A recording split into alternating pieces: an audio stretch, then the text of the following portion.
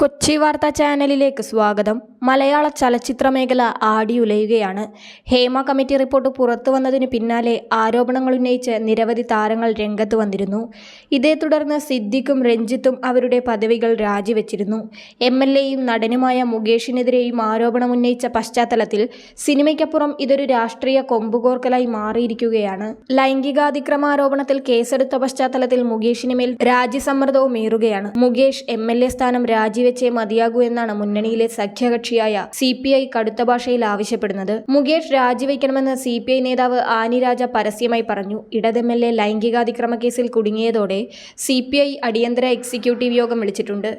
വിഷയം ചർച്ച ചെയ്യാനാണ് യോഗം. ഇതിനുശേഷം നിലപാട് പ്രഖ്യാപിക്കും. കേസ് വന്നതിനു പിന്നാലെ കൊല്ലം മണ്ഡലത്തിൽ നിന്ന് മുങ്ങിയ മുകേഷ് ഇതുവരെ ആരെയും കാണാൻ കൂട്ടാക്കിയിട്ടില്ല. താരത്തിന്റെ തിരുവനന്തപുരത്തെ വീട്ടിലും എത്തിയിട്ടില്ല. മുൻകൂർ ജാമ്യത്തിന് ശ്രമിക്കുന്നുവെന്നാണ് വിവരം.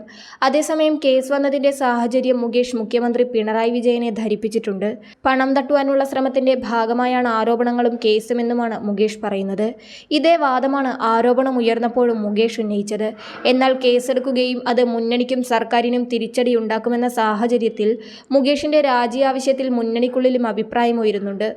നിലവിൽ മുകേഷിനെ തള്ളിപ്പറയാതെ സംരക്ഷിക്കുന്നുവെന്ന വികാരം CPIക്കുണ്ട്. അതേസമയം ആരോപണവും കേസും ഗൗരവമുള്ളതാണെന്ന ബോധ്യം CPMനുണ്ട്. നാളെ സംസ്ഥാന സെക്രട്ടേറിയറ്റ് ചേരുന്നുണ്ട്.